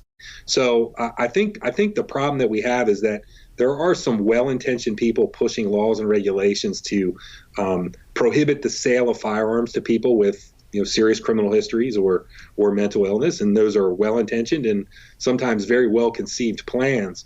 But if you can't actually execute by accurately identifying people who actually should not be able to purchase firearms without including people who actually should be able to purchase firearms, it's kind of a for naught, because you're not going to be able to preclude dangerous people from buying guns. Now, in that sense, what legislative action or enforcement action can be done to effectively separate this or prevent further shootings in the future? Yeah, it's an extremely difficult issue, and that's why we're struggling with it so much, because on one side you've got public safety, and so public safety depends on firearms not being in the hands of people for whom it would be dangerous for them to have, people with serious criminal histories, people with mental illnesses by and large. And then on the other hand, you have the concern over personal privacy. That's really what we need to have, is we need to have a database like we have for criminal records for our mental health history. However, being able to do that without violating our sense of personal privacy has been very difficult to do. But I think that's really where the problem lies, is finding a balance between public safety and personal privacy. All right. Jason Johnson, president of Law Enforcement Legal Defense Fund, thank you so much. Thank you for having me. It's good to be with you. International cooperation between the Australian police, the FBI, and Europol has struck a blow against cybercrime. An alleged mastermind in a global network has been arrested and a malware operation shut down. Malta police arrested 27-year-old Daniel Melly based on intelligence from the Australian Federal Police, or AFP. The Maltese citizen allegedly promoted Warzone, a remote access Trojan malware that allows attackers to control computers remotely. It can also enable them to access files, record keystrokes, steal login details, and spy through webcams, both in Australia and worldwide. Police say people with malicious intent bought the subscription software for as little as $16 per month, enabling them to target both businesses and people. Violent crime gangs might be starting to form alliances in New York City. The FBI and New York Police Department are reportedly concerned about MS-13 teaming up with a gang from Venezuela. The NYPD is reportedly cracking down on a gang called Tren de Aragua. That's after linking the organization to over 60 robberies across New York City. In this incident, attackers stole a scooter. They dragged the woman by her purse before tearing it loose, leaving her sliding into a metal pole. The gang reportedly operates in the Big Apple because it's a sanctuary city. Among other things, members allegedly steal cell phones to make money for the criminal organization. Hackers then crack the phones and drain bank accounts. The FBI told the New York Post that this gang is now teaming up with the infamous MS-13. According to the Post, Border Patrol apprehended over 40 Tren de Aragua members along the southern border between October 22 and September 2023. And a teen suspected in the assault of 2 NYPD officers last month has been arrested for robbery at a mall in Queens. 19-year-old Darwin Gomez Ezequiel was one of the suspects who was released without bail after a group attacked NYPD officers in Times Square. Police say he was part of a group that robbed a Macy's store in Queens. 4 others were wanted in that case are still at large. Gomez Ezequiel will be arraigned in Queens today in connection with the robbery. On Friday, he's due back in court to face charges in the assault on the officers. New York District Attorney Alvin Bragg has pushed back on criticism for releasing the suspects without bail, saying there was no evidence the men would flee. But last week, officials confirmed 4 of the 5 men who were released took a bus to a California town near the U.S.-Mexico border. And Alaska Airlines flight attendants have voted to authorize a strike for the first time in 3 decades. That's as staff from multiple airlines picketed outside airports in the United States, the United Kingdom, and Guam on Tuesday. Cabin crew members from 24 airlines, including Alaska, Southwest, United, and American, participated in the demonstration. Workers say they deserve higher pay now that most of the carriers are profitable again post-pandemic. Pilots at American, United, and Delta have received roughly 40% raises over 5 years. The National Transportation Safety Board yesterday identified the 6 people killed in last week's helicopter crash in Southern California. The crash victims included the chief executive of Access Bank and a former group chairman of the Nigeria Stock Exchange. The San Bernardino County Sheriff's Office responded last Friday to a downed aircraft in a desert area near Baker, California. The passengers may have been headed to Las Vegas for the Super Bowl. Both the NTSB and the Federal Aviation Administration are investigating the cause of the crash.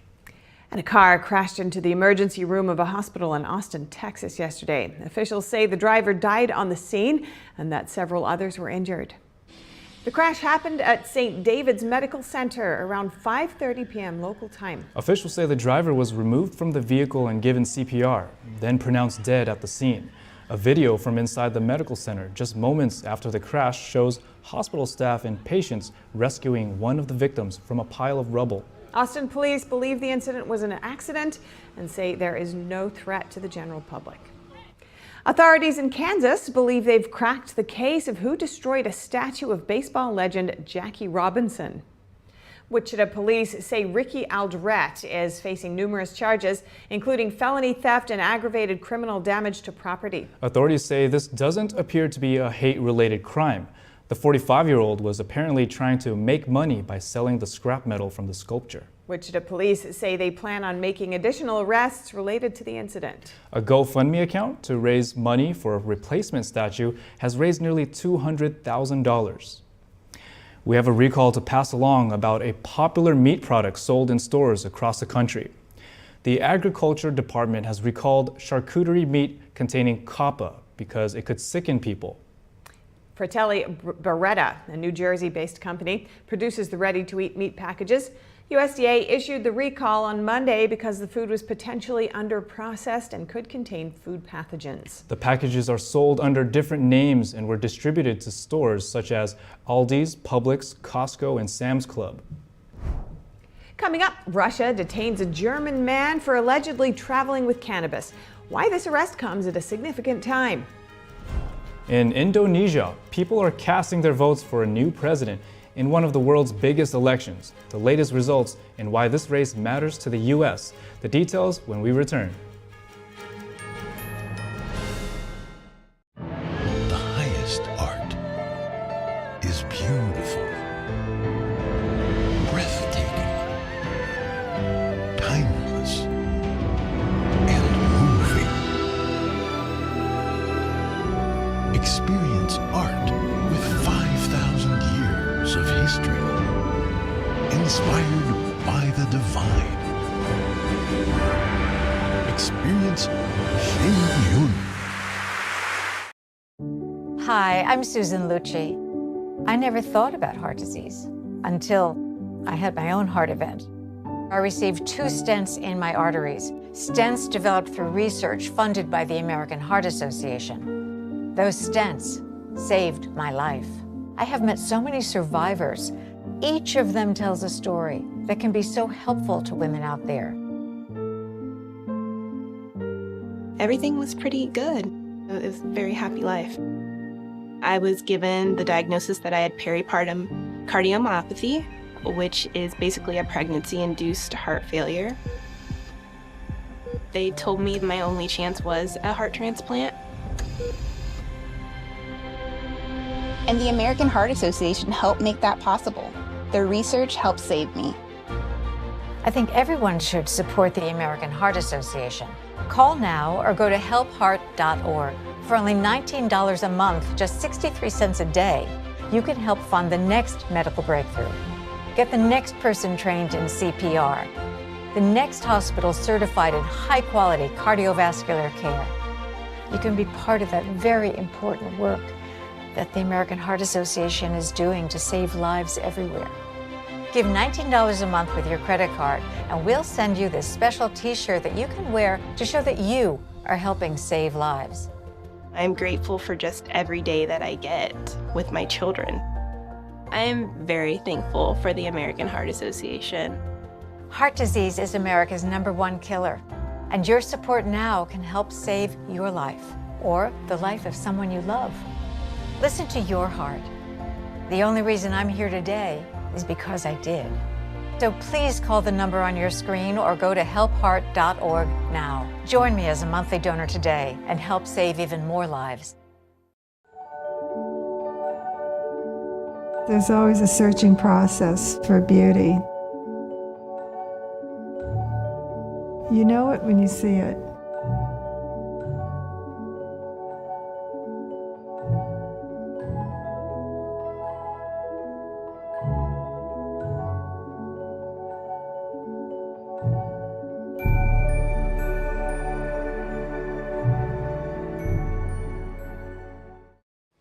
We're in the nation's capital asking the important questions so that you're in the know. Join us daily, Monday through Friday, on the Capitol Report on NTD News.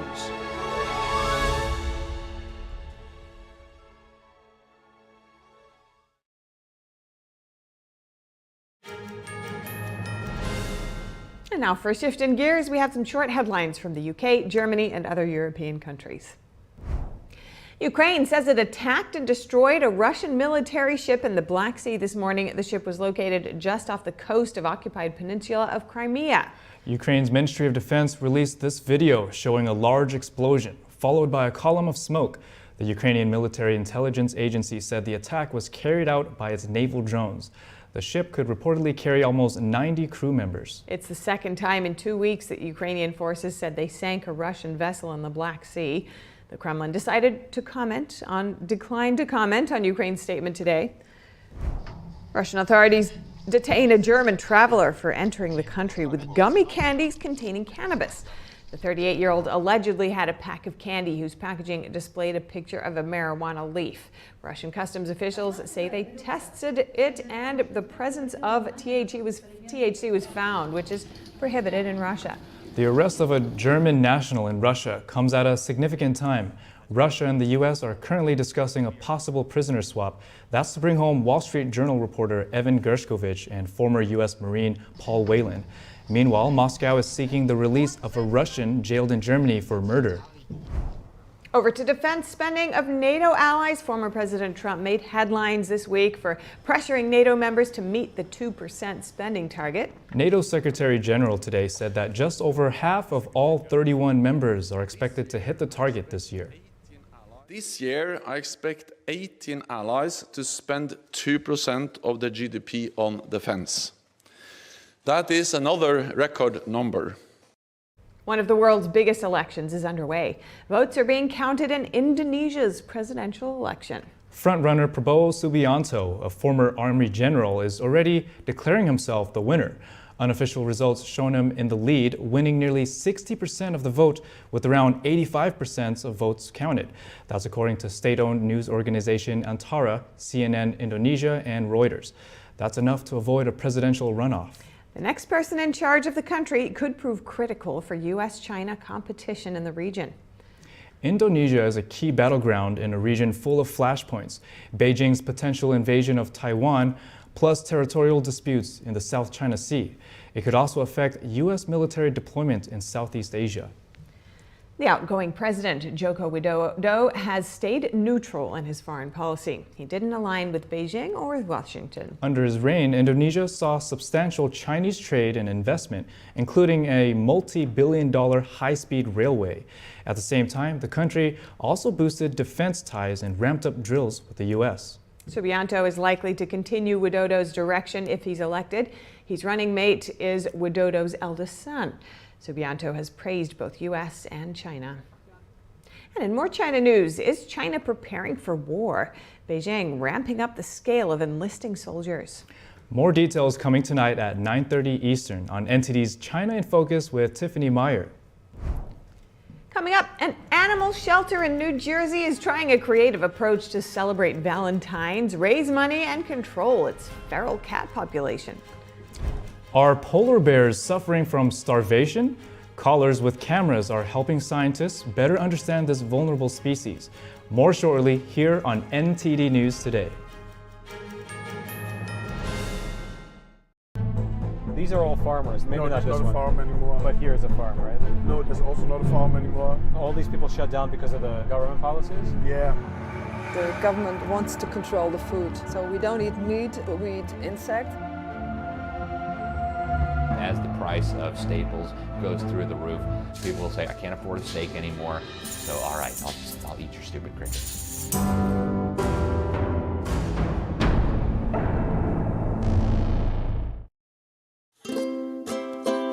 If you're happy and you know it, clap your hands.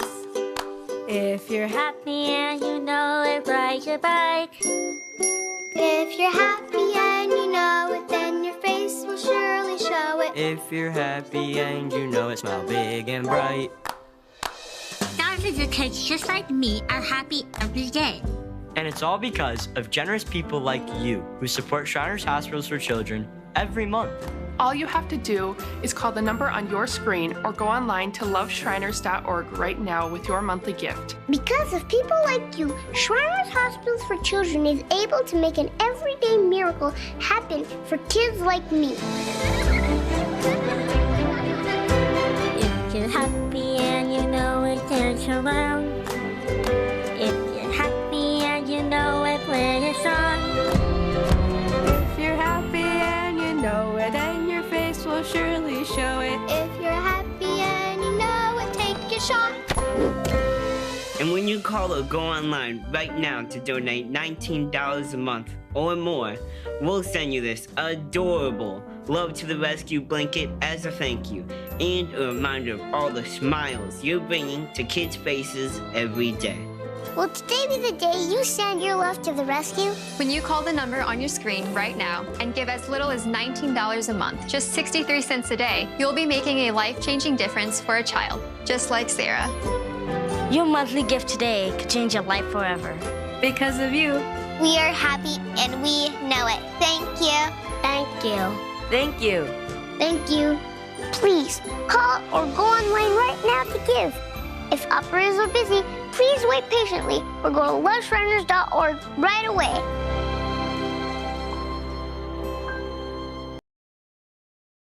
Hey Bobo, do trees tell each other stories? I'm sorry. I'm afraid I don't know that. Hey, why don't we go find out? Listen.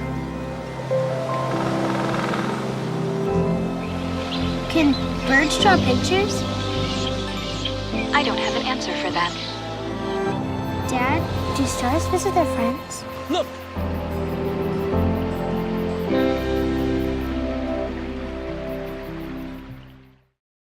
For the day's top headlines and the news you need to know, tune in right here to NTD Evening News.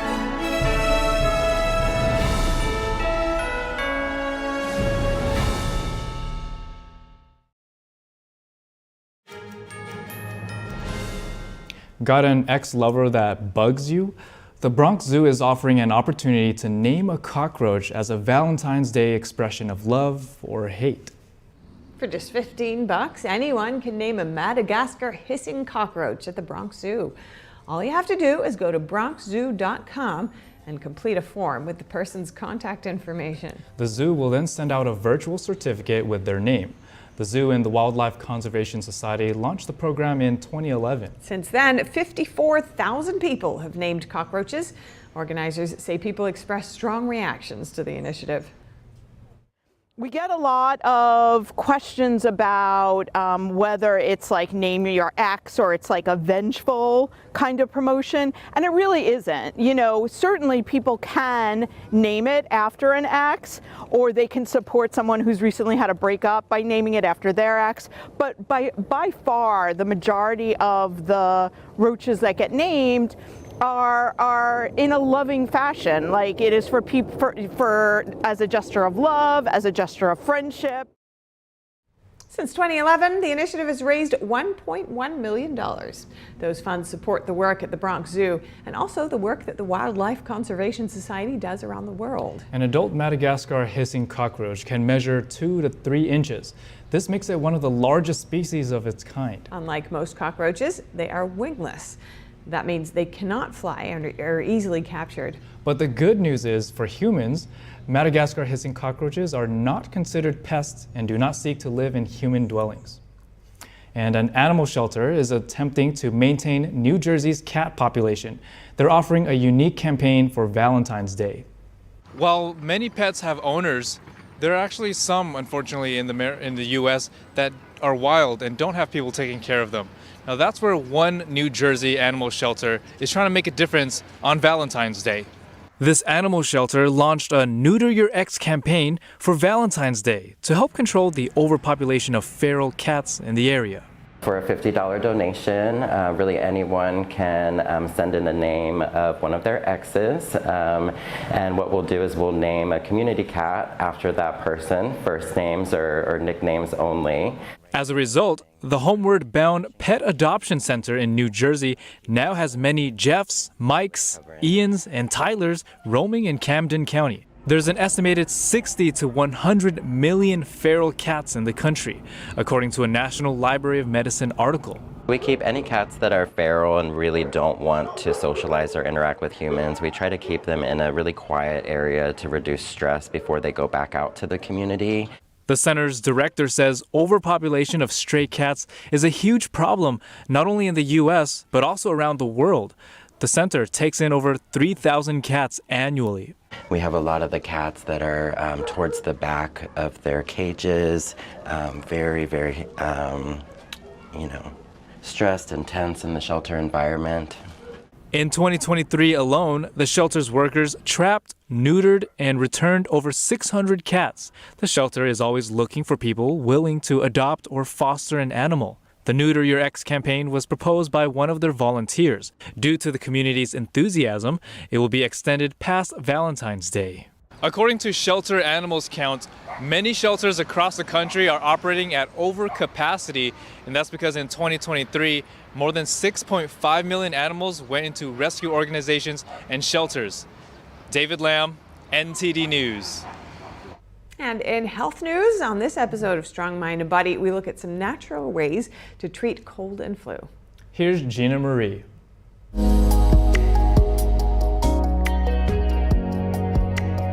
The cold weather brings on plenty of viruses. However, there are many natural ways to support the immune system. Let's look at 6 of them, starting with number 1, tea tree. The tea tree plant is native to Australia, and its oil is naturally antiseptic. It's also antibacterial, antiviral, and antifungal. Several studies have shown that tea tree oil is effective against influenza. That's because influenza particles spread through the air. So if you want to deep clean your living space, consider diffusing it. Influenza can also spread through surfaces or objects. You can sterilize your surfaces at home by adding 5 to 10 drops of tea tree oil to a spray bottle of water. It disinfects your home and reduces the spread of viruses and other microbes. Number 2, supplements. These days it can be difficult to regularly sit down to a healthy home-cooked meal. So taking a high-quality supplement will ensure you get in all your vitamins. The best way to get your vitamins is through your food. So we'll look specifically at vitamins C, D, and A and where to find them. So number 3, vitamin C. Vitamin C is one of the best vitamins you can take to boost your immune system. You'll want to consider eating chili pepper, guava, cantaloupe, oranges, grapefruits, kiwis, strawberries, papaya, and spinach. Next, let's look at number 4, vitamin D. Our best source of vitamin D is of course the sun. We should try to get a little every day. This will help you to stay healthy and maintain a strong immune system. But foods rich in vitamin D are also important. You'll want to consider cod liver oil, salmon, swordfish, tuna, sardines, beef liver, cheddar cheese, pork chops, and eggs. And the last vitamin is number 5, vitamin A. Vitamin A can fight infections in the body. It also regulates the immune system. This increases protection from bacterial and viral infections. Foods high in vitamin A include broccoli, carrots, sweet potato, winter and summer squash, milk, eggs, beef liver, fish oils, tomato, and red bell peppers. And finally, let's look at number 6, chicken soup. Chicken soup has been a remedy for hundreds of years. Soups are full of healthy ingredients and are well cooked. This makes it easier for you to digest. This allows you to use your energy to fight off invading pathogens instead. A study was published in the journal The American College of Chest Physicians. It found that chicken soup increases mucus flow and helps to eliminate the cold virus. So there you have it. Make sure you are getting in your vitamins and minerals, you are managing stress, staying warm, and getting enough sleep. And check this out. Research wildlife biologists at the Alaska Science Center are studying polar bears using a special tool. Researchers strapped cameras equipped with GPS trackers on 20 bears in the western Hudson Bay region in Canada. During the 3-week-long ice-free periods from 2019 to 2022, scientists analyzed the recorded footage. Polar bears normally hunt their preferred prey, seals, in sea ice. During the ice-free periods, the bears were forced to move inland to look for food. Scientists monitored their diet, daily energy, changes in body mass, and behavior. They found polar bears lost body mass while on land and resorted to eating berries and birds. Scientists concluded polar bears are at risk of starvation during Arctic ice-free periods. The study was published in the journal Nature Communications. And that's all for today's news. Thank you for tuning in with us. Feel free to reach out to us with news tips or feedback at news.today@ntd.com. We'll be back with more stories tomorrow.